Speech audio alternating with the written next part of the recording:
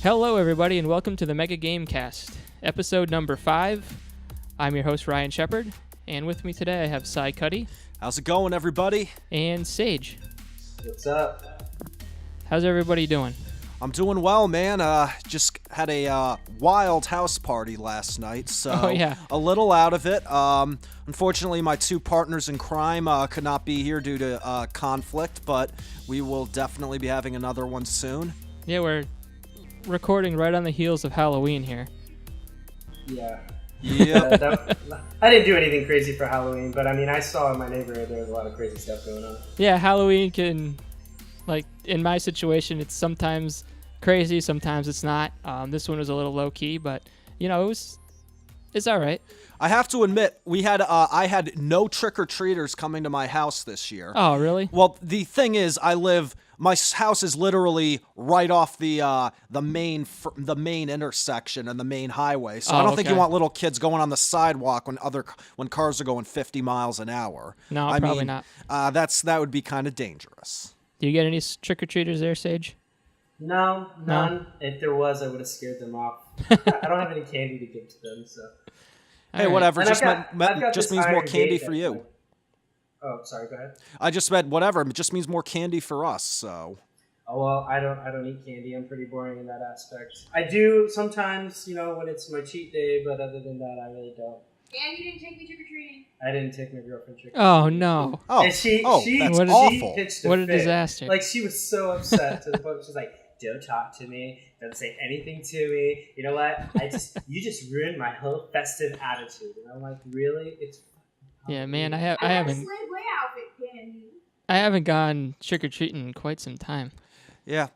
The only time I've gone trick-or-treating was, didn't go last night, but no trick-or-treaters went out. My roommate left a bowl of candy out, and no one came, so, hey, their loss. Looks like I'll just help myself to a little bit of it. What kind of candy did you have in there? Skittles, some Starbursts. The classics. That's all I need. Yeah, that's all anyone needs.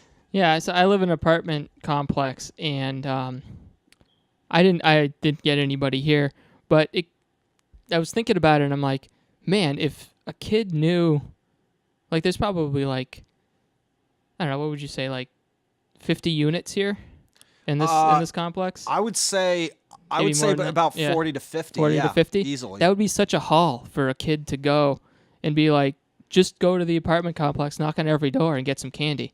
That seems like a no-brainer if I was a kid. Yeah, and if they I don't know. Yeah, the only problem is if you say no and their house gets egged, well, that could be troublesome if they actually live here. Yeah. If I ever catch a kid egging my house because I said, no, I don't have any candy for you. I mean, that's why I don't answer the door to begin with. But if I catch that kid will get the worst ass whooping. He wish his mother was giving him an ass whooping. Trust me. Seriously. Trust me. I'd be chasing him with my car down the freeway. So they better be able to cross the street so I can't do a Yui. All right, so this is the first time we've had Sage on the podcast, so we're just going to let him do a little bit of an introduction. Where did you start? Wow. I've been gaming all my life, man. Well, it started with my biological father. He would take me in my carrier, and he'd go play Pac-Man at the local food store right up the street. And I guess that translated into my life, and I grew up playing with my cousins and my uncles with Sega Genesis, Super Nintendo, and then my uncle introduced me to PC gaming, and that's where it took off. Once I was introduced to PC gaming, I was hooked. I was playing games like StarCraft, Diablo, Fallout, the original Fallout. Yeah.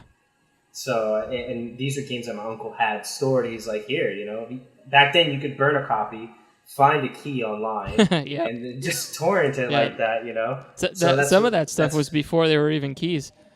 Yeah. I remember I had a copy of Quake 2 that I think it came bundled with like a joystick or something like that.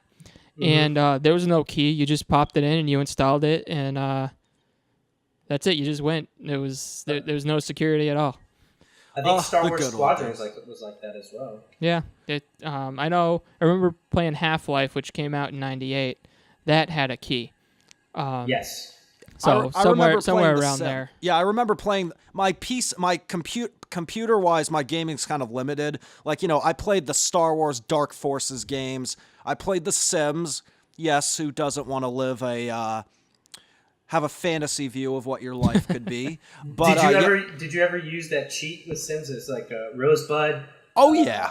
How else was I supposed to you just kept afford pressing all the enter cool and stuff? out comes a ton of cash. Yeah, how else was I supposed to afford all that cool stuff by having my guy work some low-level job? God no. I wanted the big house. I wanted the house parties. I didn't want to have to go to work. Nothing better than fast money. Yeah, wouldn't that be nice in real life to just have a cheat just code enter to a get code. unlimited money? Hey, we can all dream. Yeah, maybe someday there will be. Yeah. Yeah. So what have you after your early days with PC? Where did you go from there? After my early days of PC, I played PlayStation 1 for a little bit. Okay. Crash Bandicoot, stuff like that. Metal Gear. And then and Nintendo 64 was a good portion of my life. Okay. Ocarina of Time, Star Fox. I beat Star Fox so many times it was ridiculous. Star Fox 64 was a pretty good game. Oh, I loved it. Banjo-Kazooie was a great game for Yep. the Nintendo 64 too, and it introduced the 4-way split-screen multiplayer. Yep. And you could use that big bird of his as a gun, and he shot eggs out. Like, that was a really fun game. Really, I didn't even know there was a multiplayer side of that. Yeah, there was a multiplayer side of that, and then there was an arcade game that translated over to Gauntlet Legends. Okay, yep. I played that. That's pretty good. I got a friend that is a diehard Gauntlet Legends fan. I played that game religiously. Yeah, they haven't really revived that series very well, have they? No, I haven't seen any. Like, they tried maybe a few years ago to try to bring something out, but yeah, they it just was did a garbage. PC remake not too long ago that didn't get a very good response, and even like PlayStation 2, and I don't know if they did anything on 7th gen, but on that previous gen, I remember there were some games, but none of them really lived up to the greatness that first, not first, but Gauntlet Legends on Nintendo 64 really did. Yeah, and it's because I think the main reason was because it started off as an arcade game. Okay. And it was, if you think about it, back then there were multiplayer games, but they weren't really like co-op multiplayer games. Yeah. That you could work well with your teammates to. Yeah, that was kind accomplish of certain a objective. point of contention, actually, is that if you were playing with somebody that was way better than you, they'd know where everything is, and at the end of the match they'd have like this huge pile of gold, and you have nothing, and you'd be dying all the time. It was very competitive. Yeah. Mm-hmm. Yeah, and that's a lot of those symptoms from the arcade generation came over into those early consoles, especially like NES and Sega, where you could tell that they were designed to be really difficult up front, where in an arcade you'd have to keep putting quarters in order to keep going, but in the home it didn't really make sense for them to be that unbalanced in terms of difficulty. Right. But it still presented that difficulty, and they also introduced the concept of increasing the difficulty as well. Yeah. So there were different difficulty levels that you could play with your friends, and depending on how good you were, it was depending on how much loot you can get. Yeah. So what happened with the PlayStation 2 Xbox generation? Anything notable there? I definitely played 360. Okay. I played a little bit on the first Xbox that released, but not too much. Like maybe Tony Hawk Pro Skater. I forgot which Tony Hawk. Though. 3. Just say 3 because that's the best one. Yeah, 3. Halo for sure. Okay. But I played played a lot of Halo, Mm-hmm. and especially with my friends. Split screen multiplayer. Yep. Need for Speed. Okay. Yeah, those are definitely. Def Jam Fight for New York was a great game. I don't think I ever was. picked that one up. Oh man, That must be a game. fighting game, right? It is. Yeah. And then 360 came out, and I got on the first Assassin's Creed, All right. and There we go. I played a lot of Modern Warfare. Okay, a lot. yeah. Like for a while, for a good year and a half, I had just me and a certain squad. We would just get on at 6 p.m. sharp. Yep. And just play domination all the way to 3 o'clock in the morning. All right. I'd go to work because at the time I was running a newspaper route. So, and I'm like 17 doing this. Yeah. Nice. I'm 27 now, so you know where my priorities Yeah. were. Yeah. Running those newspapers to get the new Call of Duty. Exactly right. I'd go run my newspaper route, get done by 6 o'clock. Yep. Play for another couple hours after I got back, went to sleep, and was rinse, wash, and repeat. Man. Modern Warfare was Those were the a days. highlight of my life. Those were the days. Wish I could do that now. Yeah, me too. Just play video games all day. Go to work for a couple hours and then be able to survive. One day. Yeah. One day, if we're old enough and we have family to take care of us, we could be the senile grandfathers. That's yeah. You know. So yeah, you said Assassin's Creed and Call of Duty. You still play those series? I don't play Call of Duty anymore. Okay. For the basics, the same reasons as everybody else's excuses. Yeah. Because they reuse maps, and I don't know. I just don't. It's just got old, like right? Modern Warfare story was great. Yeah. Oh, yeah. Yep. Sai here, he plays tends to lean a little bit more toward the campaigns for each one. Yeah, that's true. And he's looking forward to Black Ops 3 because you said Black Ops 1 was your favorite? Black Ops 1 was my favorite. Yeah. Black Ops 2, I didn't like as much. Black Ops 3, I'm somewhat looking forward to it. I'm somewhat lukewarm, but I'll give it a chance. I'm probably not gonna buy it when it comes out this Friday. I'm still waiting for Fallout 4, just for Fallout budgeting 4, reasons. That's going to be a lot of fun, especially with all the customization. Well, I'm hoping so. That sounds crazy with the way that you're going to be able to build your base and, craft all of these weapons. That's a big step forward to what Before you would just steal somebody's house and you're like, okay, this is my house. Yeah. Now kill you everybody in your own there house. so nobody will come Exactly. back. Yeah. So you're looking forward to Fallout. Anything else this year that you're really looking forward to? Not this year. I played the Battlefront beta. That was a lot of fun. Yep. Oh, sure. But it didn't grab me the way I was expecting it to. Mm-hmm.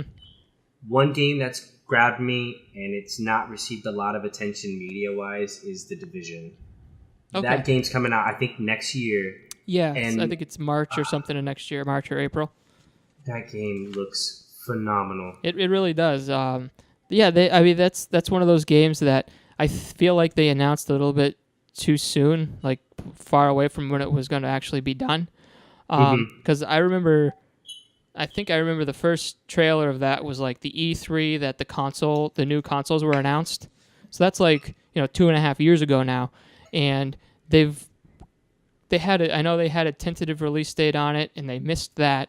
But that's kind of like the way that Ubisoft usually goes, is they'll say, hey, it's coming out real soon, and then they miss the release date and have to push it back. I am a little concerned that Ubisoft is one of the people behind this, because look at Watch Dogs. That received a ton of hype, and it turned out to be you had all these great graphics that they would show you trailers on, and then you go in and play the game, and the graphics are garbage. You have to download mods on PC in order to make it look the way you were expecting it to look. Yeah, I feel like that was overall a pretty big disappointment for everybody. I don't know anybody that really says oh man, I absolutely love Watch Dogs and it was everything that I thought it was going to be.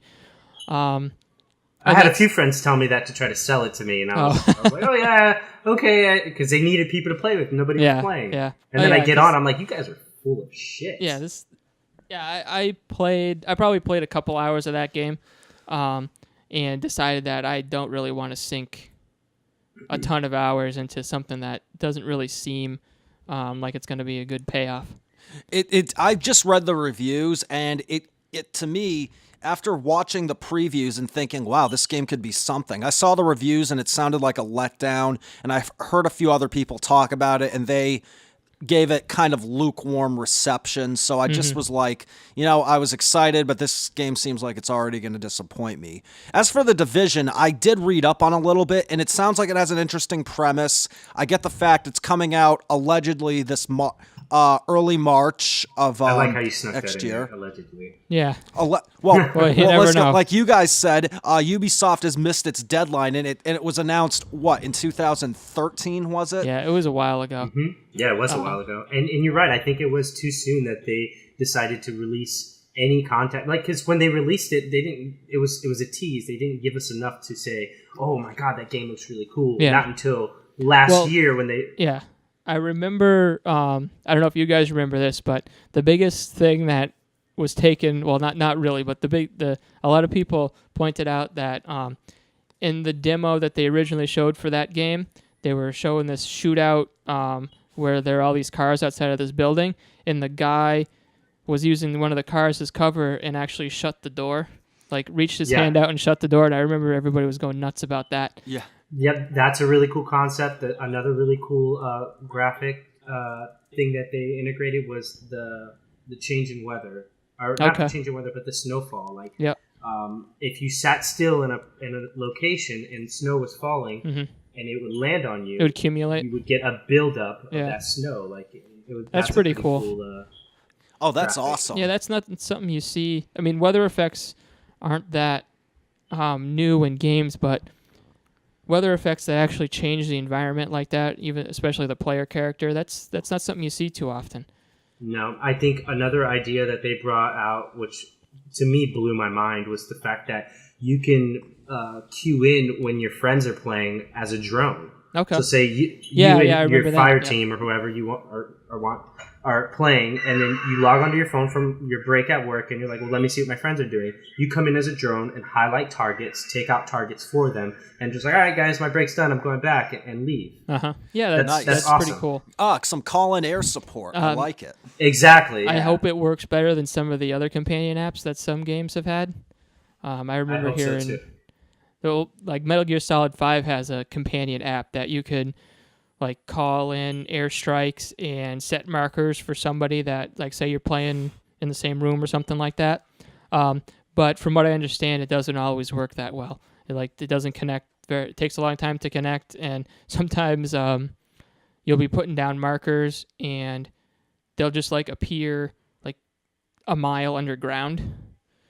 So it'll be like, it'll be like, hey, here's this marker that I put on this mountain over here, and then you go there. And, you can't reach it. It's actually in the like way down underground that it's not. You can't even get to it. Well, I'll tell you guys this. I'm just reading now that the beta app for Xbox One is coming out this December, and that the beta for PlayStation 4 and Windows is going to come out sometime in 2016. So if this the beta app for The Division, the beta. So if this does happen, that should show some signs of life that maybe this is going to get released on the date that they say. Yeah, I heard that they were. Now that you bring that up, I do remember that they announced that they were going to have a beta for The Division coming up pretty soon. So I don't know if is it a closed beta? Do you see that, Si? I don't say it doesn't necessarily say that it's a closed beta per se, but it does say it's going to that for Xbox One users, at least they're going to get a taste of what it is. Okay. So, is this an Xbox exclusive? No, it isn't. No. It's going to be. It's not an exclusive. It's going to be released for both Windows, PS4, and X1. I think the beta is starting first on Xbox One. It is. But I mean, maybe they're paying more attention to the Xbox One. Maybe they just want to pay more attention, or they're putting more work into it, or maybe it's kind of like how they released the Black Ops 3 beta on PlayStation 4 first, and then they launched it on the Xbox One like a week later or something like that. Okay. Yeah, so basically the opposite this time. Ubisoft's putting it on the Xbox One first and then bringing it over to the PlayStation. I just don't want to be let down when it comes to this game. Like I did the same thing for Destiny. I had a lot of hype for Destiny, and then I played it, and it was a lot of fun. But after playing it for so long, I kind of grew out of it. And then I did the same thing with the Taken King. Like, it still didn't grasp me. So I'm hoping, I don't get all hyped up for the division, and then it turned out to be because it seems to failure. be a similar formula. It's right, exactly. You get a fire team together, quote unquote fire team. You go into this area and maybe a little bit less linear than the missions in Destiny. Maybe a little bit more exploring and finding stuff in the world. But it seems to be a similar situation where it's a little bit like an MMO. Everything's always connected. And hopefully supposedly when you enter it's a seamless transition when you enter from a PvE zone to a PvP zone. Okay. When you walk into a PvP zone in the Division, you notice your heads-up display kind of get crazy because it's a contaminated zone. Right. Yep. I remember that from one of the trailers. That's going to be how they transition between zones, which I think is an interesting concept. Unlike Destiny has load times and whatnot, and I know that you need your load times for certain areas, but I don't like the fact that Destiny has, I guess you can say, instances. Everything's an instance. The whole orbit thing really gets old in Destiny. Having to go to orbit, then go down to wherever you're going, go back to orbit, then go back to the tower, go back up into orbit. Right. Yeah, it definitely gets old. And I was the same way with Destiny. I played quite a bit of it when it first came out. I had a group of friends that we just we mainlined it, helped each other get everything done in it, and got to that raid. Then we'd come back a little bit here and there when the expansions came out. And then when the Taken King came out, we all really came back together for that for a couple weeks. It wasn't substantial, you know. I think it came out too late. That's what I feel about it. And guys, I think we're all in universal agreement when it comes to Destiny, because I did play Destiny when it first came out for a while. I actually got it as a birthday present from my brother. And I mean, it was fun. I mean, it was fun for a little while, but like you guys said, it just got old too quick. It became really redundant on a bunch of levels. Mm-hmm. I mean, again, I understand that they did try to put a lot into it, but I understand that they wanted it to be an MMO. And that's great, because I'm all for MMOs. You know, not so much anymore, because look how World of Warcraft has ended up. It turned into something that was fun, that was challenging, and very rewarding when you received your rewards at the end of it. Destiny, it's trying to implement that whole MMO feel, but they're failing. They're failing at doing it. Yeah, it's really. I don't think it's coming together like they had hoped either. Like at least I hope that they wanted it to be a little bit better than it is right now. Right, because I mean, critically, the latest DLC that came out there, you know, the Taken King, critically it gotten good reviews, and I mean, it was seen as an improvement. But again, it came over a year, or maybe just around over a year when it was first released, and I think after it's been out for that time, I mean, I think you're not going to gain the viewership that you've gained, specifically for a big release. That was definitely the problem. They didn't have enough there to keep people interested for as long as they needed to produce the extra content that they were putting out. So, like for instance, with me and my friends, we would finish everything, and then we wouldn't play it for months until the next thing came out. Then we'd play it a lot for a short amount of time, and then go back into not playing it again. And that, I don't know if that's really the way I want to play games like that, you know? Right, but I will say this. One thing that I'm a little positive about with The Division, just by reading it, is, now I like sci-fi, but I will say this. I wonder, kind of like with Call of Duty, how it's a little more real world, you know, you're playing these soldiers. I wonder if that's going to anticipate, or that's going to help in its cause, where Destiny kind of was a little lackluster. I wonder if maybe I don't know. That will gain more viewership, and I wonder if if gamers will just have more fun with it, kind of like going back to what Call of Duty was. Back to where people love the Modern Warfare versions, and they just love being in a little more real world instead of in a fantasy sci-fi world like in the future, which was what Destiny was. I think what's gonna bring the crowd is the detailed customization of weapons. I mean, you can from what I read, that the people who did Ghost Recon, that, you know how in Ghost Recon you can customize your weapon even down to the hair pin trigger. Yeah. Yep. You're going to be able to do something like that. Yeah. So I think that's what, you'll be able to tailor your weapons to suit you as in like a real world combat situation. And that's kind of the opposite of what Destiny was, in which, like, especially the exotic weapons, everything about them was the same no matter who. Everyone that had a particular exotic weapon, the other person that had it had the same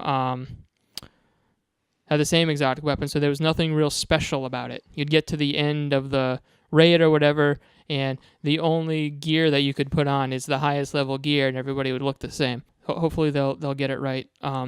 So Halo 5 came out this week, and I think me and Sage we've been playing a little bit of it. Yeah, a little bit's an understatement. I've been playing a ton of it. The campaign, a lot of SWAT, because SWAT was where it was at in Halo 3. That's all I played. I think I was gold ranked when I stopped playing. And I heard some good news too. Before we get into any talk of Halo 5, there's already been announcement that they're going to be making a new Halo Wars. Yes, So they announced that at fun. was that at Gamescom that they announced that? I think so. I don't Yeah. know. A friend of mine told me. Yep. I was unaware. I just Yep. made an announcement like, wouldn't Nobody- it be cool if Halo Wars was That's one of those. remade? Or, Yeah, no one saw that coming. Let's put it that way. No, and you know what? I think I hope. Well, they can't mess a game like that up. Yeah, You no, can't mess a game like that up. Well, we hope not. We hope not, right? Yeah, I didn't play too much of Halo, the first Halo Wars, but I did play enough of it to realize that, hey, a real-time strategy game can work on a console. And I hope that they, just continue down that, like, figuring out how something like that can work on a console, because, typically real-time strategy games, especially, they haven't had really good console representation. It's hard to get all of that onto a gamepad. I remember when StarCraft was on the Nintendo 64, and that was the most difficult thing to do. That was a long time ago. Which just gather units and send them off. Like, it got to a point where it was just you were pumping out units at like a mill factory and just auto sending them to wherever you wanted to. Yeah, and and that's just not like fun. sending the lamb to the slaughter. It was that bad. Yeah, it's not. There's and no that's real not- strategy. Yeah, there's no strategy to it. Well, But who wants to mass produce a bunch of human shield? Well, not human shields, but just a bunch of cannon fodder. Yeah, exactly. yeah, Well, the so- sadistic side of me wants to do that. yeah, it's just, Hey! Every war needs soldiers to sacrifice themselves for the greater good. But Yeah. if they're just getting hopelessly slaughtered and you're not getting an advancement, that's no well, fun. yeah. Yeah, so that's going to be cool. I don't know. I didn't think they announced the release date for that yet, but No, they I'm didn't, definitely no, going but- to look forward to that, and get some strategy on these consoles. Like, I hope Well, when they really don't need to yeah. change anything mechanic-wise. Yeah. Because Halo Wars had the mechanics down pat. Sure, yep, The only thing they need to do is fill it with content. right. Yeah, and actually, I'm just looking up something now. It says that Halo Wars 2 was announced back in August of 2015. It was announced in 2015, in August of 2015, set to be developed by the Creative Assembly. The game is set to be released in the third or fourth quarter of 2016. Again, both for for X1 and Windows. Okay, so it's And gonna there's come out- already a trailer out for it. Yeah, they had a trailer out. I don't remember if they might have had the 2016 release date, like holiday 2016 or something like that in the trailer. I don't remember the specifics. Yeah, so we've been playing quite a bit of Halo 5. We both finished the campaign, and I think we're both in agreement that this may not be that great of a campaign. Yeah, I agree 100%. I think the campaign was pretty much what... And it's so ironic that Bungie and 343 did something so similar to titles that... Like, Yeah, they that was- just took a story and completely botched it. Yeah. It was really weird when they announced the subtitle for Halo 5 to be Guardians, and then you have Guardians and Destiny. And it's like, is this coincidence or what's going on here? Of course, I mean, Are you guys working side by side with each other here? Come on, talk to us here, Bungie. yeah, I know. It's like, I understand that there's probably some employees that crossed over. Maybe Destiny left Destiny. Bungie left a huge script on the table that somebody at 343 picked up. Maybe it's like this was the first draft of Destiny, but in reality, the Guardians and Destiny aren't the same really at all. Well, that we know of. I mean, what if they plan to do a crossover of Halo and Destiny? Maybe. It would be Well, a superpower type video combination. Well, the of video Guardians game. in Destiny are nothing like the Guardians in Halo 5. No, of course. No, of course not. I mean, I don't even play the game, Right. and I understand that. But it's just kind of strange that these titles kind of synced up like this. As far as storytelling is concerned, like Destiny's story, when it first started off, you had no clue what the hell was going on. And with Halo 5, it's kind of like the same thing. Like, you really don't have a clue as to what's going on. Like, you know there's a conflict. Yeah. But there's no, like, I can't explain it. It's just, it was it's terrible. the same problem that I think you were a little bit more happier than me, I was with Halo 4. You seem to like to say you like the story a little bit more, but I really didn't like the story in Halo 4 at all. I thought it was very, I guess I would call it convoluted. Like, there wasn't a whole lot of narrative to explain exactly what was going on. You're just kind of thrown into these encounters with this new enemy without it having, like, the context be explained to you very well. And right. I don't really know if that kind of carried over into Halo 5. I guess leaving Halo 4, not really knowing exactly where everything stood, didn't really help my my understanding of what's going on in Halo 5. But I feel like the story in Halo 5 actually ended up being a little bit too generic. They kind of went down some plot holes that were kind of cliche at this point in a sci-fi story, in my opinion, anyway. Mm-hmm. Yeah. Go ahead, Sage. Go ahead. No, go ahead, Sage. No. I was going to just basically agree with you on that. Like, I just felt like there was just too many holes in the story, and then like we were discussing earlier before we started. I don't feel that you played enough as Master Chief. It's almost like 343 was introducing Locke to be the next main character. Yeah. For the next Halo, because now there's already talk of a Halo 6, and you guys just released Halo 5. Like, yeah, give some time for the game to build, and then say, okay, guess what, guys, we got a Halo 6 coming out. Yeah, I mean, a Halo 6 at this point is kind of known. Like, it's not like they're gonna be like, oh well, we're done with Halo. But yeah, I mean, it definitely seems like that, and it seemed like that even from the announcement that Locke was going to be a major playable character. It was like, they tried this in Halo 2 with the Arbiter a lot less than they do in Halo 5. You played as the Arbiter in like a handful of missions in Halo 2, but you're primarily Master Chief. In this game, it's almost the exact opposite, where you play as about 3 missions as Master Chief, and the rest of them, which is like 6 or 7 missions as Locke. In my opinion, they were pitching this as this big epic showdown between Locke and Master Chief, where Locke was going to be on the heels of Master Chief throughout the whole story, and culminating at the end with this big conflict, or whatever happens at the end, whether or not they end up realizing that they're both on the same side. But they met up pretty early on in the campaign. Yeah, there was only one conflict between the two. Yeah. And it was a great fight scene. I was like, holy shit. Yeah, it was really awesome. Cool. But it happened way earlier than I thought it was going to. Well, let me backtrack really quick. I did see some favoritism when it came to introducing the teams. For example, they did a good job as far as showing who Locke was as a team. Like, yeah, they're badass. They came in, gliding down a mountain, shooting, taking care of, the Covenant, of Covenant. But I think Master Chief's introduction was the best. He only fired one clip to break a window to fly through a ship. That was pretty cool. And then didn't fire another bullet. Yep. Another bullet. I was very impressed with that. I was like, you know what? That right there was, to me, showing respect to Master Chief. Yeah, that's Master Chief. That's what, when you think of Master Chief, you just think of cool shit like that. And yeah, I mean, both of them had a pretty good intro. The only thing that I had a problem with as far as Master Chief's team is concerned is I didn't know where these other Spartans came from. I agree. Halo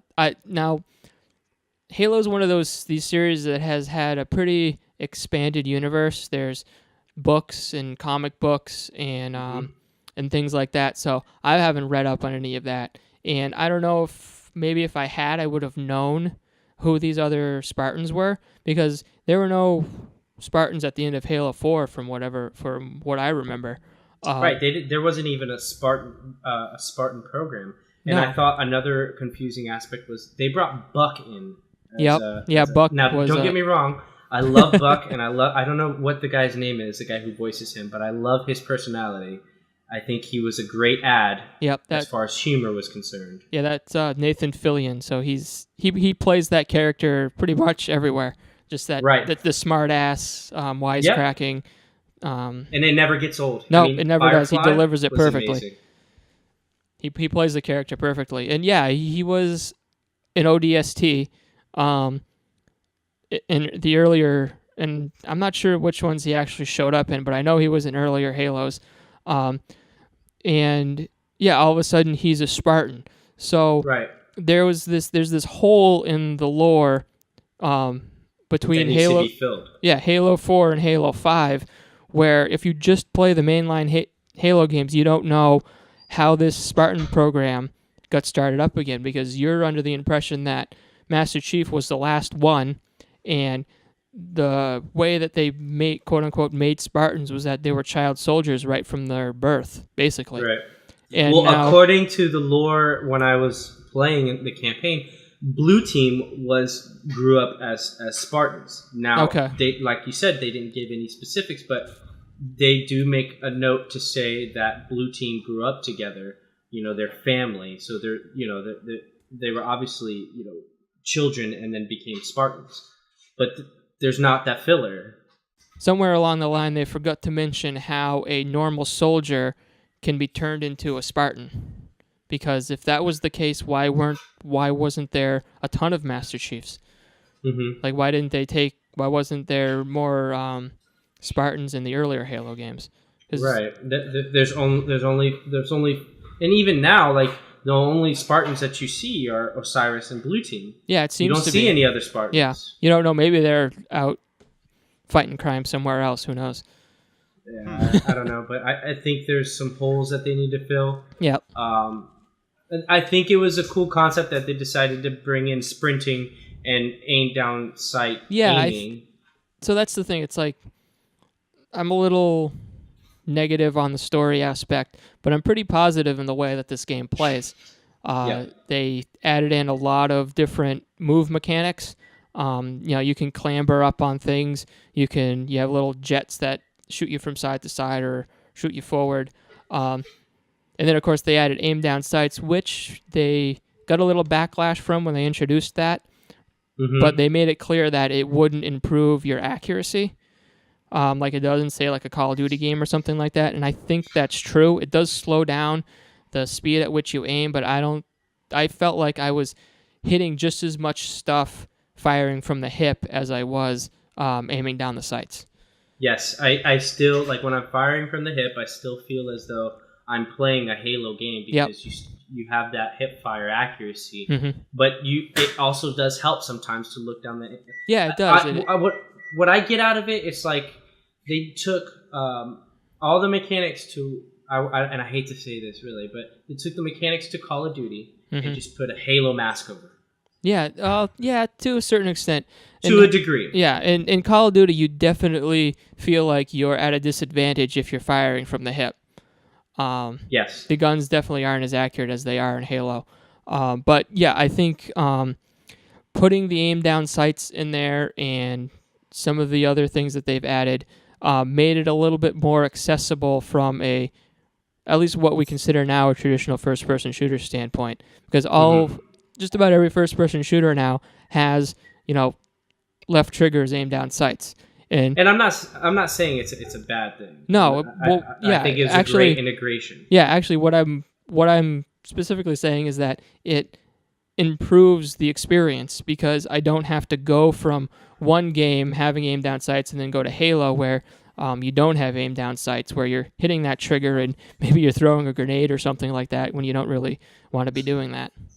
I am noticing that their servers have a lot of lag. Even on the campaign, really? You still get a lot of lag from it. And that's another issue that they should probably address, that's which weird. they most likely will. Yeah, because I haven't played any of the campaign co-op, but I have played some multiplayer, and I think I've just come to the conclusion that I'm not I'm not as big of a online multiplayer fan as I used to be. Yeah, I had some good matches, but I had some matches that I was kind of frustrated with. But I think you've been diving into that a little bit more than I have. Yeah, I have been. I've been playing a lot of SWAT, and I've noticed I'm noticing when I'm playing, even when I'm playing by myself, there's lag. I'll go to aim, or I'll go to throw a grenade. If I'm playing Slayer, I'll throw a grenade, and my arm will throw, and then a second later, you'll see my grenade go. Oh, really? And it's not my internet, because I pay for high speed. I mean, wow, that's crazy. Yeah, so I didn't I'm a realize it was gamer. I that need bad. high speed internet. Huh, that's weird. I haven't really heard too much of that. Yeah. Yeah, I'm noticing it. I heard some talk in the Gamerholics community. Okay. Other people were experiencing that as well. To the extent of the amount of people, I don't know. Yeah. I know that there's been talk of it. Yeah, that's interesting. Well, at least it's faring better than the Master Chief Collection did. Yeah. What? I didn't play. What was? I heard there was a lot of negative feedback about that game was just a disaster in terms of matchmaking when it launched. They were not ready for I don't know what they prepared for, but it was. Yeah, I mean, there was some of the stories where you just could not get into a match. Like, no matter what you did, you'd sit in the lobby for forever and you'd never get into a match, or you'd get into a match and it would drop out shortly in, or you'd be in a party and it would only put one person from the party in the match and kick everyone else out. It was a real disaster. Wow. That's sad. Yeah, That's yeah, sad. no, it really was, because that Halo multiplayer is their bread and butter there. The campaigns, you have all the Halos on one disc, and you're having those loading difficulties. The campaigns have been great, but it was the multiplayer that really put that on the map, and it's just a shame that that particular collection had those problems. I think they've got it straightened out. They've patched it and everything, and I haven't heard quite as much about it lately. So hopefully they've got that straightened out. But it looks like, despite some lag, for the most part, the multiplayer is running pretty well. Do you like it? Do you think that the additions of the movement or any of the changes they've made make it a better or worse experience? I don't think it makes it better. I think it makes it a new experience, something that we should be more open to. I mean, because realistically, let's look at it like this. Change is good. Yep. Without change, we're stagnant. So I feel that to introduce this change into a iconic game of our generation, at least I'm 27 years old, so that was my generation. Yeah, right. No, we're in that same boat here. Yeah. So I feel that it was a good change. It introduced something different, something to where they didn't at all mess with the gameplay. Mm-hmm. They just added. Yeah, they added more to it. A few things. Yeah. Right, and they stayed as far as combat and gameplay is concerned. They stayed true to it. Okay. I will give 343 that I still get that nostalgic feeling of playing Halo. That's, for example, that's what I really liked about Halo 4, is because I had that nostalgic feeling playing with my friends, beating the campaign. Mm-hmm. That feeling of beating the campaign is my only issue. I don't get that feeling playing the campaign. There wasn't... Multiplayer, I memories out the wooza. Yeah. Okay. Yeah, definitely. Like I said, I played a few matches, and it feels right. It feels like Halo's supposed to feel. The only thing that I'm noticing that I'm actually using, which is interesting, is I'm using the shoulder charge. I'm more of the, shoot their shields down, get up close, and then melee hit them. And that shoulder charge really brings all of that together because I don't have to hit them as much, and then if I line it up perfectly, they're gone. And I actually think that's a pretty good addition to the flow of the combat.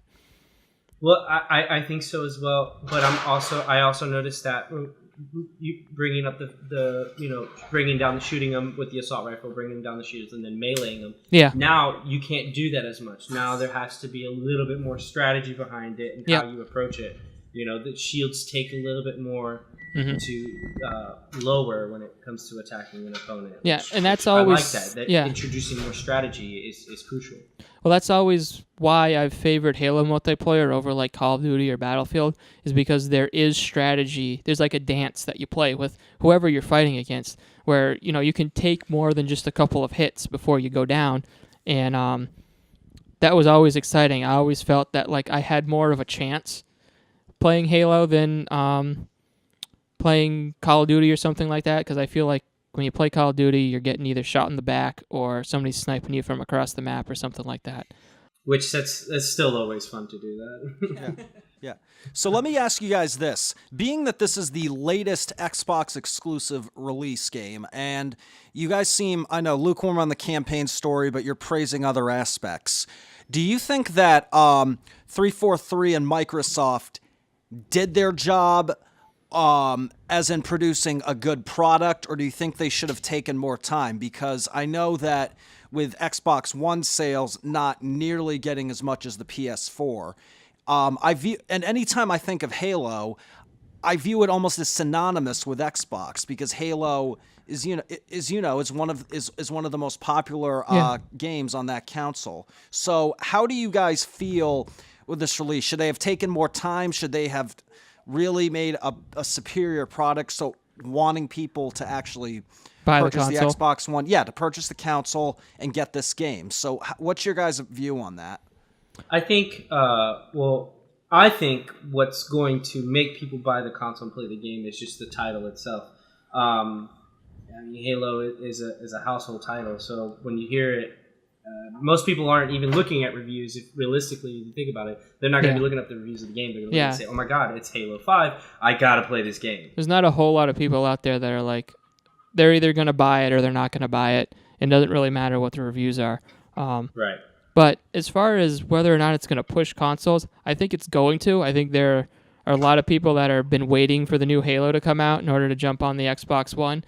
I don't think that anybody should base their console decision on one game. I think it should be, you look at the PlayStation 4, you look at the Xbox One, and you decide which console has the most games you want to play. Not just, this is the Halo, I'm only interested in Halo, so I'm going to buy an Xbox One. I don't know if that's, I don't know if you're going to be satisfied with that. That was my main reason for purchasing the Xbox One, was for Halo, honestly. Because I'm just that big of a Halo fan. And there are some other titles that I do like to play on the Xbox. But I think a gamer should play multiple consoles. It's what games you would want to play. But that's kind of what I'm getting at. It's like, make sure, don't just buy an Xbox One because Halo's on it. Buy an Xbox One because Halo's on it, plus other games that you're looking forward to buying. Like I'm a cross-platform player too. I play mostly Xbox One and PC, but I got a Wii and I got a PlayStation 4, so I get around, so to speak. So I don't. Yeah, I mean, if you really like Halo, and especially if you love the multiplayer, then I would say definitely pick this up, because that seems to be the part that they nailed.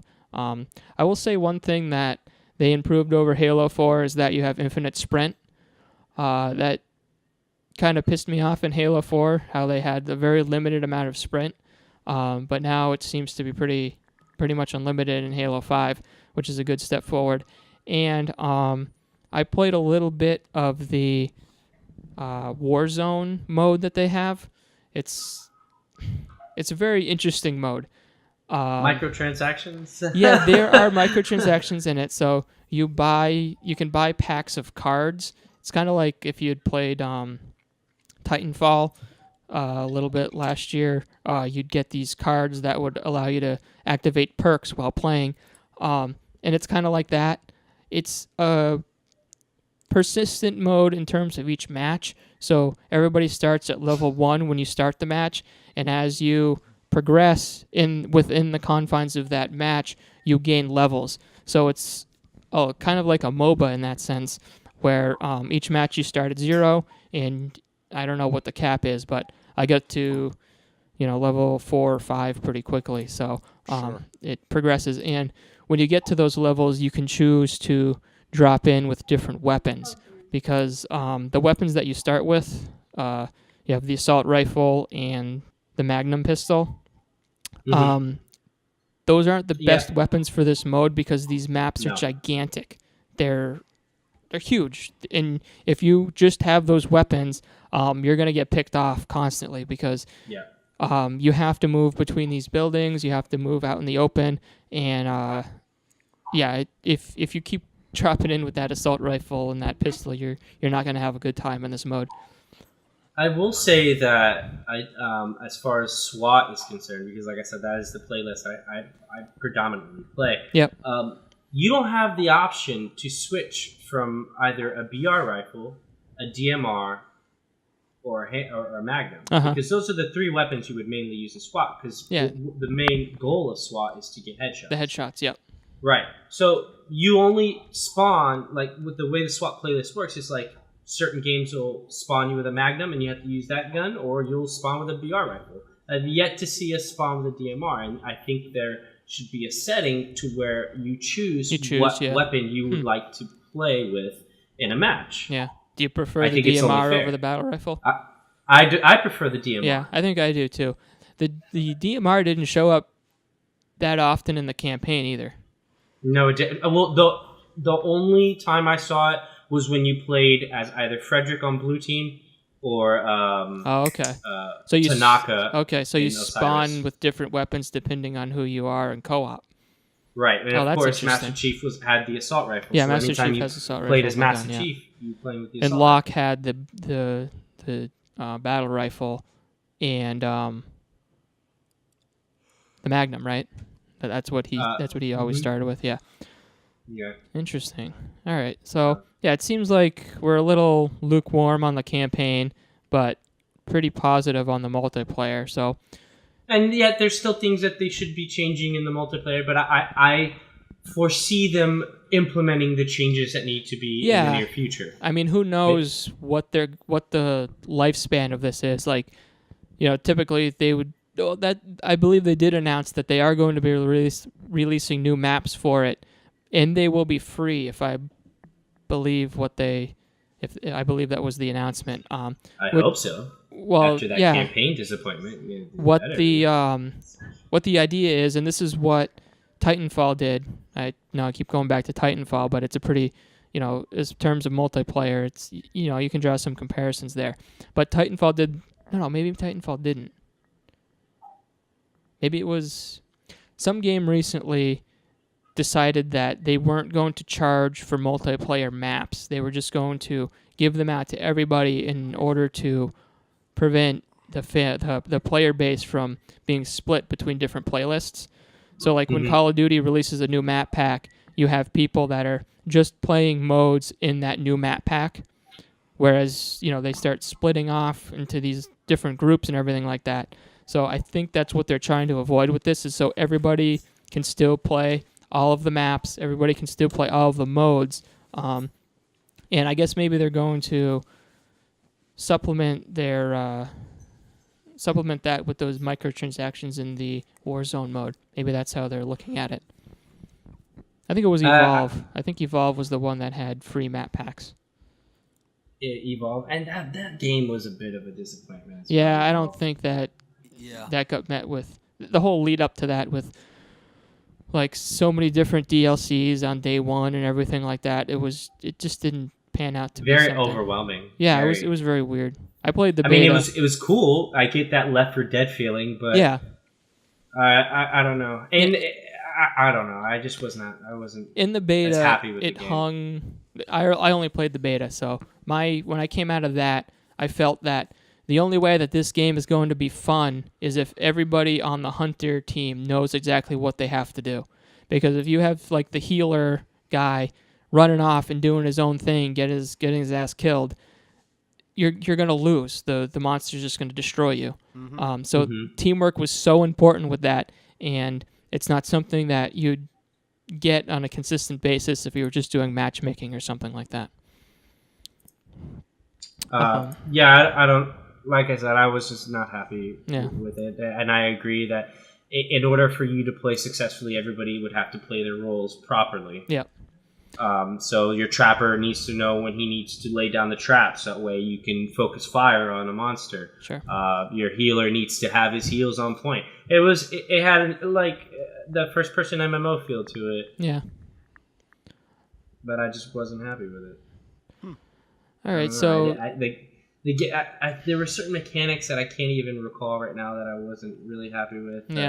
Yeah, I definitely didn't pick it up when it came out because of the bad taste that the beta left in my mouth. Was there anything else that you want to talk about with Halo 5? No, I think we touched base with everything as far as Halo 5 was concerned. All right, we are pretty much in agreement as far as the campaign I was glad. sucking. On one hand, I wish there was a little bit more of a back and forth discussion, but we both kind of came out thinking the same thing with the campaign, which seems to be the consensus. Everybody seems to have that opinion. And I think, really quick, now that I remember, when I was playing the campaign, there were crucial moments where, like, when you play Halo, you play crucial moments, and then you hear the rise in the music, and then there's that you didn't get that much Halo 5. They always had the drums beating up. Yeah, epic moments. Yeah. There would be some epic music. I think you're right about that. I don't remember that too often. There was one moment near the end where the Halo theme started chiming in, and I knew that's like, this is probably the end of the game. But that was the only time that I ever remember thinking about the music, except for at the very beginning when you boot it up and you have the choir singing the Halo theme. That's obviously there. Well, that's its trademark. Yeah, that's the trademark. And right, but I think a trademark of Halo that Bungie did a good job with. And again, I'm not comparing the studios because they each have both done their fair share of work with the franchise. But they're just like, I just recall playing it as lock. And anytime there was a crucial moment where I would expect there to be some type of Halo music playing. Yeah, there just wasn't. There wasn't. And that's not just a trademark, really, of Halo. A lot of games have done that. Like, just recently, playing through The Witcher 3, I remember very distinctly music cues in that game. Like, when you started going into combat, there was a very distinct theme song that played. And, that stuck with me every time. That I think about that every time now I think about that game. Mm-hmm. But, maybe they were going for a different thing, and they made a conscious decision not to have that. Music is what creates emotion and feeling. I mean, yeah.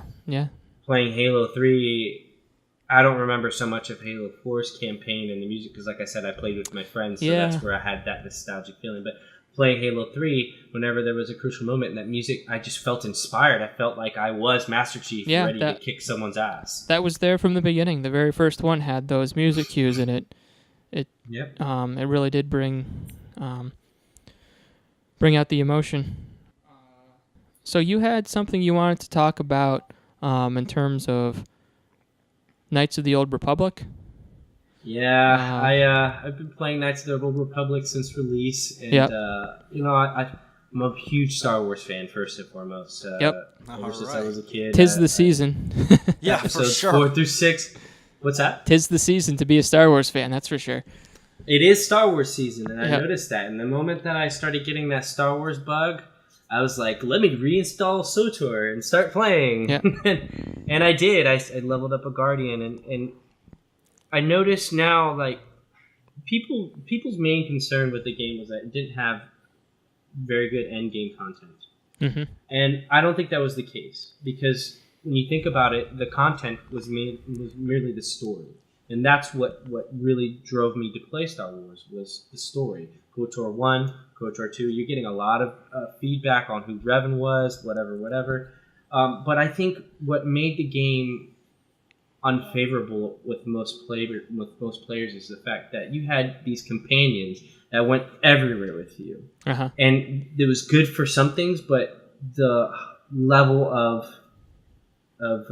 initiative, the level of work wasn't there because you had the companion helping you with everything. Okay. There was no challenge, in my opinion. Mm-hmm. And now, with the latest patch, what they've done is they've taken stats away from your companion. And now, depending on what your social standing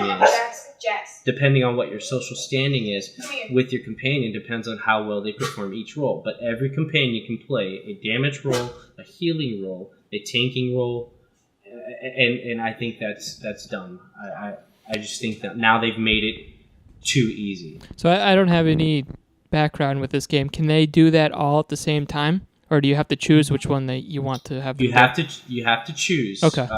So when you have your companion out, you go into your companion tab and you click whether you want them to be a healer or damager or tank spec. But before, each companion had its own special attribute. thing. Okay. Yeah. So what do you think this has, ultimately meant for the game? Is this like, obviously you're not in favor of it, but. I mean, I'm in favor of them releasing more story. Uh-huh. I'm not in favor of so much of the combat, and as well as like PvP combat. I'm not. I don't. You're not using your companion in PvP combat, but I just. I don't know. Everything's not fluid when it comes to PvP combat. Yeah, PvP is very hard to pull off, in my opinion, well in an MMO. Yeah, that's true. It's a high learning curve. Yeah. So, Sai, I know you've been playing a little bit of this. What does this resonate with you? Well, I agree with Sage on a lot of on a few points. And again, to give you my background, I only really recently just got into the KOTOR games. And I'm a huge fan. I mean, I loved the first KOTOR. And the second one, which KOTOR 2, which is called the Sith Lords. Honestly, I think that was probably my most favorite level. And one thing I will slightly disagree with you on is when it comes to the story-driven mode, both endings were, well, more so for the Sith Lords and the first one, were a little bit of a downer. But what I will say is I do agree with Sage that when it comes to the fighting content, a lot of it is simple. I mean, there are a few parts that I found rather difficult, but for the most part, the fighting isn't exactly isn't always that fluid. Your characters seem to level up pretty easily, which is good in some senses, and it really depends on whether your character goes to the light side or the dark side of the Force to affect them. By that I mean some of your companions you find out are Force sensitive, so they can become Jedis. Okay. And that's really the only thing when it comes down to who you choose from, and how much interaction you have with them, where they can become Jedis and they can become more powerful in a sense. Okay. But what I will say this: if they do become Jedi, well, not necessarily invincible. They are nowhere near as powerful as you. Fighting is a little easier, but to give it a sense, what I did enjoy about the game was the story-driven mode. I like the fact that whether it's the first one and you're just thrown into combat, there's this whole battle against the Sith. And then the second one takes a completely different story, even though it's only 3 years later, where the Jedi are all but extinct, and the Sith Lords are starting to rise up, even though it's a little more complicated than that. Okay. But both stories have interest me, and I was a little disappointed when I realized a third one was at one point talked about being in development, but that never happened. But what I will say is that I was drawn on the action. I'm a huge Star Wars fan. I did love the fact that you got to choose your own destiny in those games for whether you wish to be a Sith or a Jedi. Mm-hmm. And you also still get to choose like who you want as a companion. I know that there were instances where I could have chosen to kill off a person that became my companion.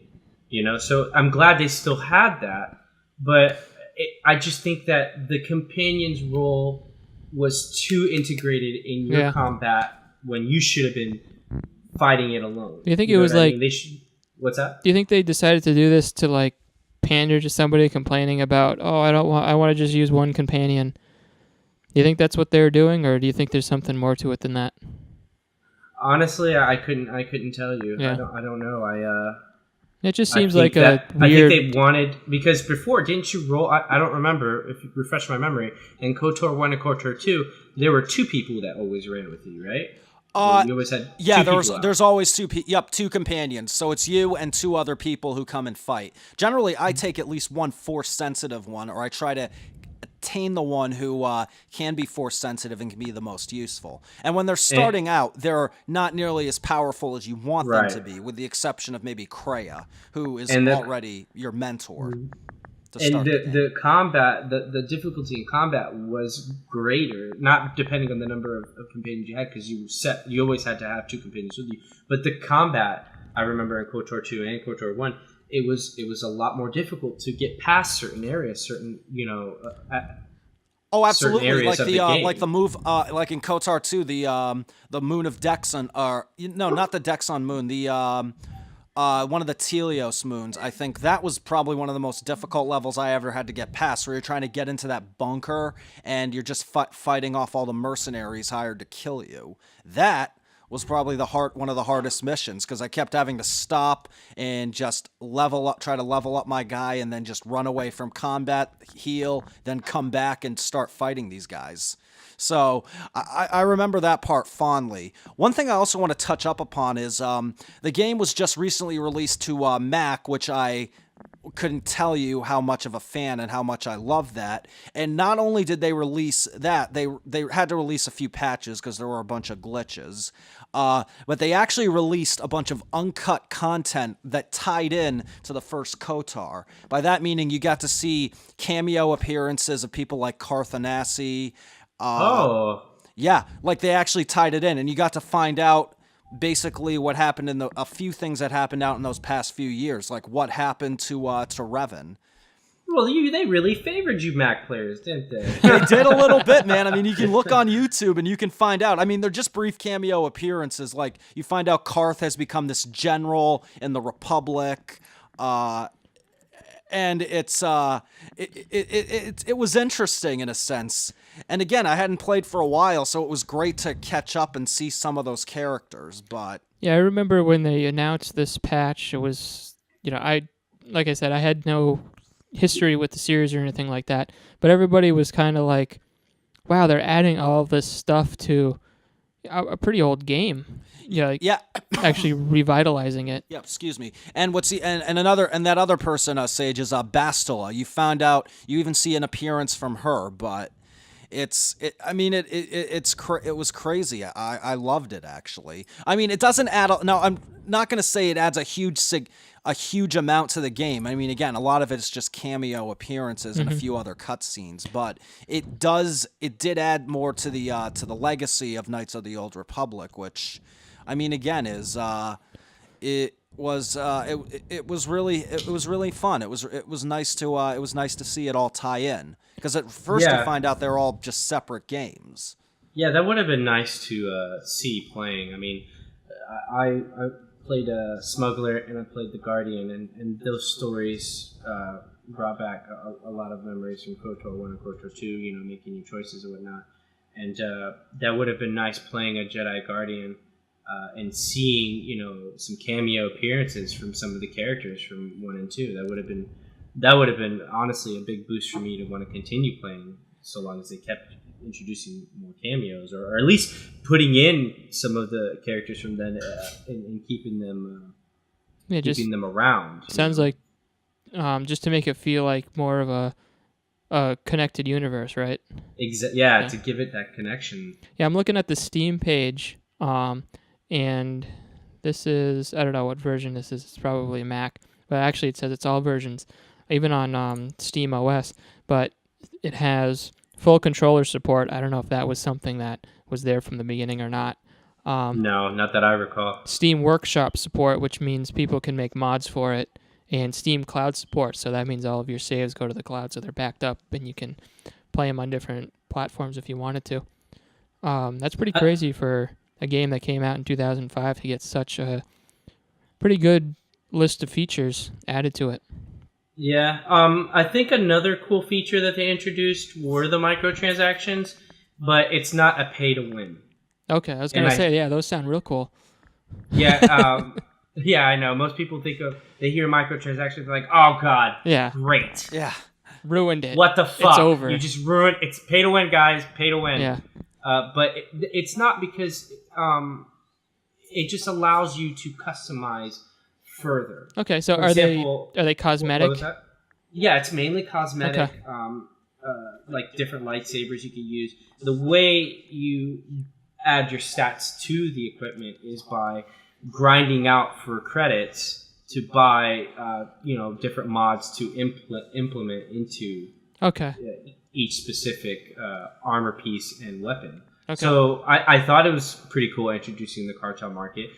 You'll hear other people tell you otherwise, but I mean, then again, not many people have the want for that customization. Yeah, they got to pay for that new content somehow. I mean, right? I can't imagine they're making a ton of money on this anymore. Now it's not MMO. It's an MMO, right? I just want to. Yes. Okay. Yes. And it's not one that you have to pay monthly for, is it? Well, you have the option to pay monthly, which gives you, prior to the last expansion, it gave you a 12 times the XP rate for main story missions. Oh, okay. And that's only if you were a subscriber. Now, if you're not a subscriber, you can pay for XP boost. Okay. Now, that is good because I don't disagree with that because there are people who hate grinding for levels. Uh-huh. I'm one of those people. Yeah. I hate grinding for levels. Oh, yeah, absolutely. So, I mean, introducing an XP boost for people who aren't subscribers, who are not subscribers, yeah, that's cool. It sucks you have to pay, $2.99 for it, but it's worth it in the long run. Yeah, I mean, so for that, they're doing that because I guess they want people to become subscribers. Yeah. So you have the option of getting that XP boost or paying for the XP. Yeah, that seems like a pretty good way to handle it. That seems similar to how they handled the transition for the Elder Scrolls Online, where you can pay monthly for the premium subscription and get like extra stuff. Like I remember reading you get like a certain amount of gold every month, and probably some sort of XP boost as well. Or you don't have to, and you can just grind it out like you normally would with a game like that. Yeah, I didn't play Elder Scrolls Online, so I don't know too much about. I played a little bit of it, but this is all just stuff I read. Okay. About the announcement of them taking, because originally when that launched, that was a $15 or $20 a month subscription fee, but I think that only lasted for like a year, and when they released it just recently this summer on consoles, they took it away. They took the subscription fee, the requirement for a subscription fee away, but people who would still want it to pay the monthly fee would get perks for doing so. On the topic of RPGs, I just want to touch base a little bit on a recent PC port of Divinity Original Sin, which came out on Xbox One and PlayStation 4. Similar to what they did with Wasteland 2 just a couple weeks ago. This is basically a controller-compatible port of what was available on the PC. And this is a turn-based role-playing game where you kind of build up a squad of teammates. This is fantasy RPG, so unlike Wasteland 2, which was like similar in setting to Fallout, this is more like fantastical. I said this about Wasteland 2. This turn-based role-playing game isn't really my cup of tea. I just like, things that are a little bit more fast-paced than that. But I did give this a try, and it's definitely a competent port. It looks really nice. The graphic style and the way everything's rendered looks really good. The voice acting's pretty good, and it seems to adapt well to controllers, which is something that's can be hit or miss, but this one they seem to knock it out of the park. So if you're interested in that, I'd definitely say give that game a shot, because you don't get too many of those anymore. This is like a revival game. We're going to start seeing a lot of games have that like controller transition from PC to console. I mean, look at the game Smite. They translated that to a pretty good console game, in my opinion. Yeah, they seem to be going more in that direction because they know there's a lot of people there that would be interested in these kinds of games. And I feel like in the past few years, and this is me coming from a console gamer, slowly getting into PC gaming, most games now that come out on PC have built-in controller support. This isn't something that would have happened, like 3 or 4 years ago. It would have been very hit or miss back then. But now, just about every game that comes out that is, would be okay with a gamepad. Like third-person shooters, first-person shooters, things like that. And with games like Divinity Original Sin and Wasteland 2, which are turn-based strategy games, turn-based combat rather, getting these onto consoles and seeing that people want them, I think that's going to inspire even the PC versions to start to have gamepad support in them. I think Steam's pushing pretty hard for their Steam machines and Steam OS to get computers in a living room, so I think we're going to see a lot more of that. I hope so. I'd say because that eliminates the whole separation between PC and console games. Now you can pick up a game on PC and then hopefully they will allow you to transfer whatever you build up. That would be the perfect situation. Mm-hmm. As like being able to go cross-platform with the game. As long as they don't do what Hi-Rez did with transferring your PC login to your console, like for a limited time you're allowed to do that and still have like all your gems and your gold that you accumulated.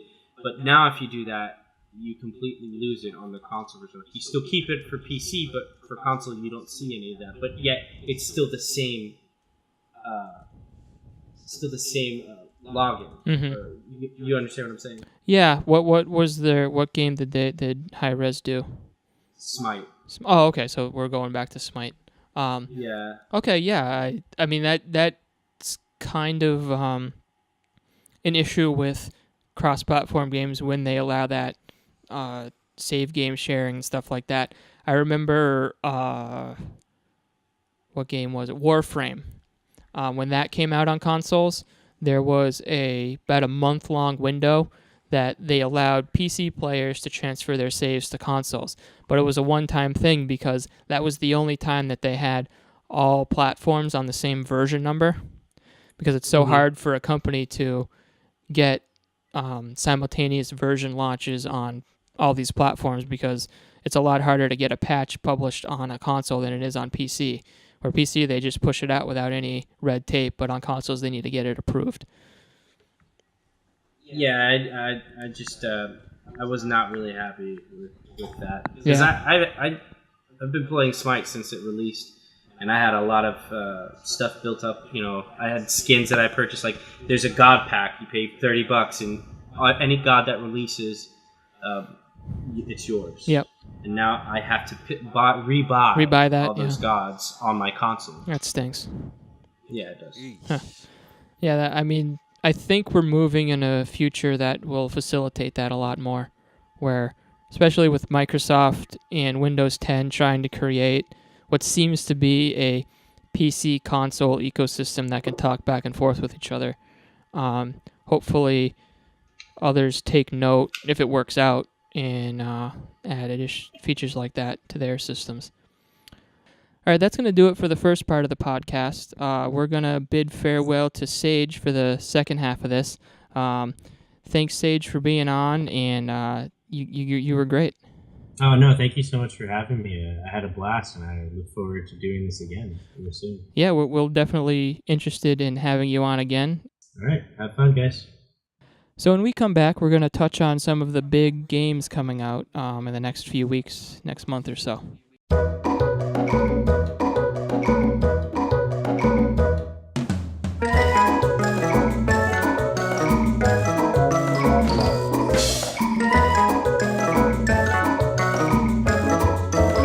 And we're back. So Sai, we're going to talk about some of the games coming out. First up, Call of Duty Black Ops 3 coming out November 6th. That is correct. It's coming out this Friday, people. Black Ops 3 is the latest installment of the Call of Duty franchise.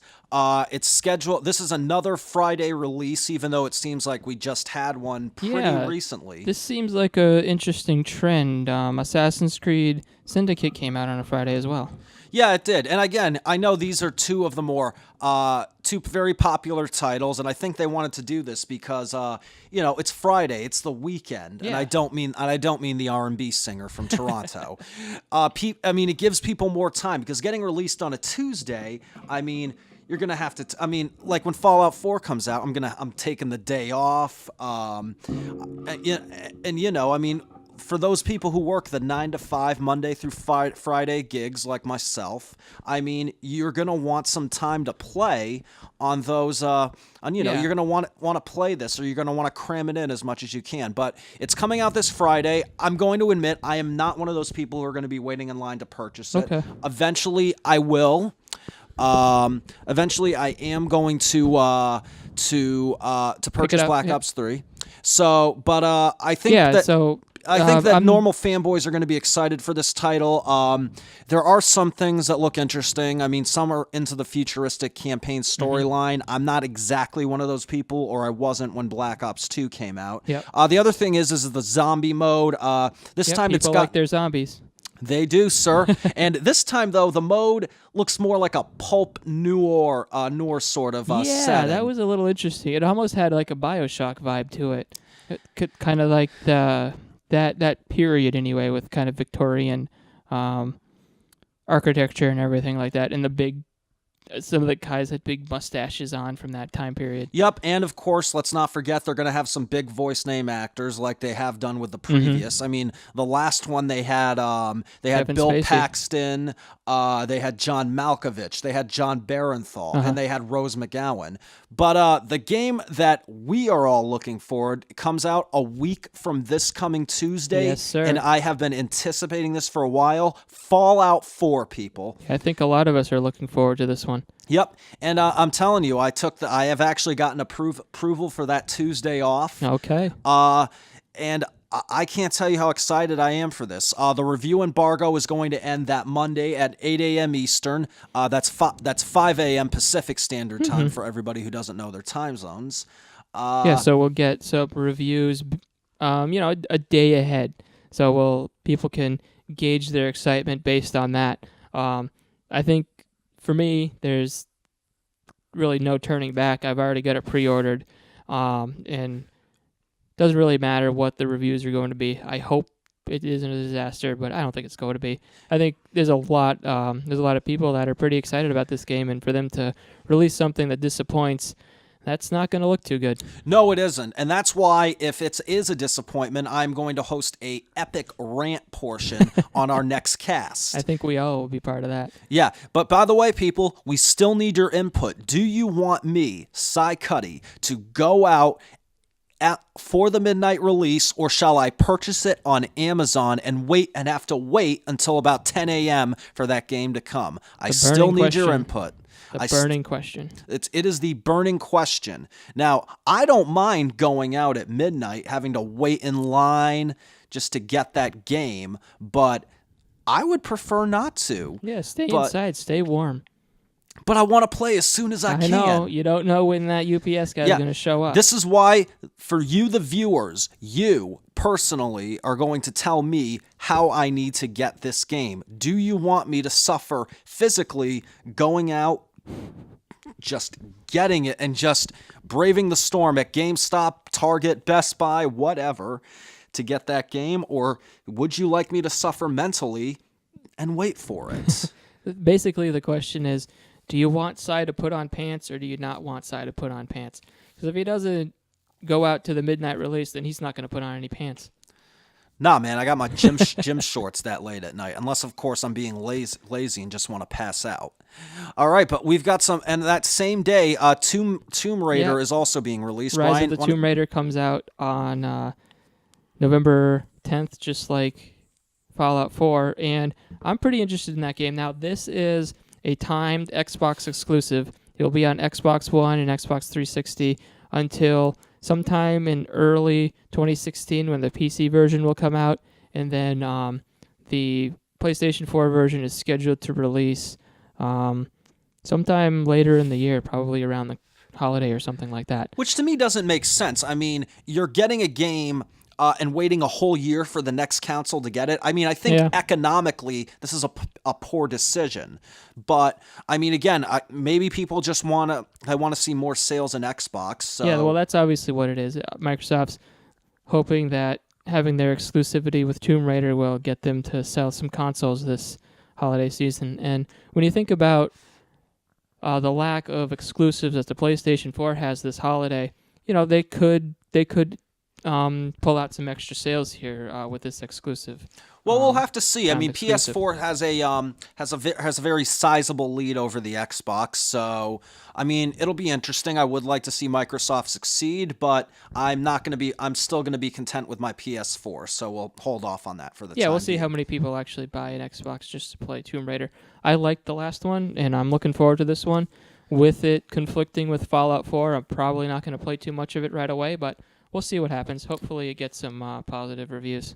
And if that also tickles your fancy, coming out on the 17th, a week after Fallout 4, is Star Wars Battlefront. Yep, Star Wars Battlefront.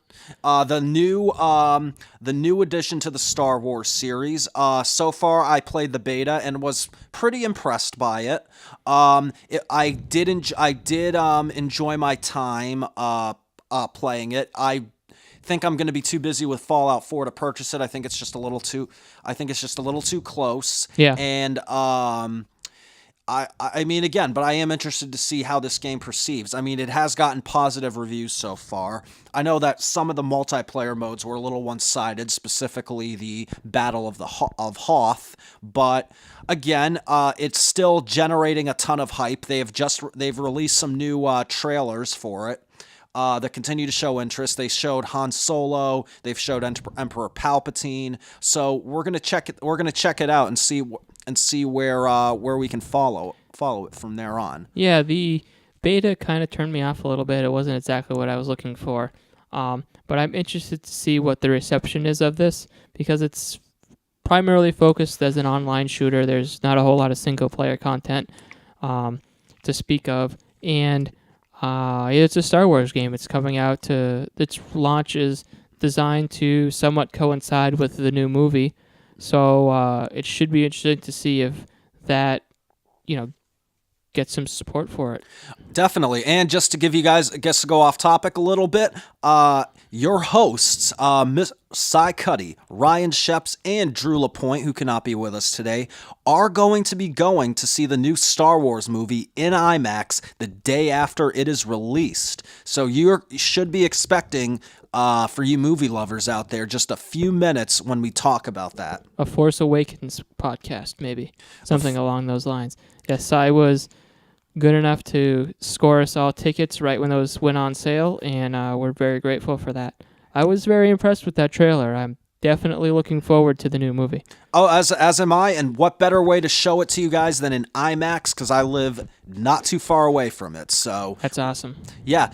Going forward, there was also Just Cause. Ryan, I know you had a few words to speak about that. Just Cause 3 is coming out on December 1st. Now, this one's probably going to fly under some people's radars because big games usually don't come out this late into the holiday season. And with, Game of the Year coming up, discussions, hopefully we're going to be able to have a good, solid opinion on this. Now, this is a follow-up to Just Cause 2. If you played Just Cause 2, you'd know whether or not you're looking forward to Just Cause 3 because it's just basically a chaotic playground of destruction. Essentially, it looks like you can pretty much blow up almost anything you want. Whether or not the story is going to really hook anybody, that's yet to be seen. But from what I understand, this game is really shaping up to be quite the exciting playground to just get in and do basically whatever you want. Because that's what the original Just Cause and Just Cause 2 really captured. So what better way to play some mosh pit music when you just want to beat shit up, but then and play Just Cause? You had a long day at work and you just want to come home and blow shit up. That's what this game is for. That I think wraps up the major releases this holiday season. It's shaping up to be quite a big year. I would say probably middle of December, we're going to get into our Game of the Year discussions. We're going to have to go through the big major releases that came out this year and maybe revisit some of them, see how they hold up. And you can look forward to our heated debate on what game should take home the coveted Game of the Year prize on the Mega Gamecast. Yep. So far, if I had to choose a Game of the Year, it would have to be Metal Gear Solid. But like I said, with these major releases coming out, and maybe even a few under the radar surprises, I'm gonna have to keep my opinion solid. But so far, Metal Gear Solid is ranking up there. It is the game to beat. So we're gonna have. I'm excited for the other games coming out, though. You can't cast your vote quite yet because there are still some games coming out. But Metal Gear Solid 5 is definitely on my list. I just recently, what I'm going to call, completed it, and I didn't get 100%, but I finished all of the story, and I got to say, there's some ups and downs with that game, mostly ups, but we'll get into that when we talk about Game of the Year. Right. Well, whatever's man-made is never perfect. And again, we're not seeking perfection, so to speak. We're seeking what we enjoy the most. Sure. So that will definitely be included on my list. But again, let's also hear from you, the viewers. What is your Game of the Year? Yeah. What Soon games we do you will be. want? I mean, we'll think about it now because we're going to be asking it in a future show, and we would want to hear your intake. Yeah, your input is It may be important. something that allows us to check something out that we may not have checked out before, something we missed. So send in your suggestions. What is your personal Game of the Year? And, we'll check them out if we haven't seen them. And to be honest, we'll probably agree with them if they're, a big game that came out this year. Yep. And we'll have to be careful. I can't afford all these new games that are coming out, but we will certainly play as many as we can and give our input on them. Absolutely. All right. So that's going to wrap it up for this episode. If you have any feedback, get at us on Facebook, on YouTube. You can email mgamecast@gmail.com, and we'll see you later. And we want to make sure, don't forget, tell Cy Cuddy how you want him to get Fallout 4. Make him freeze.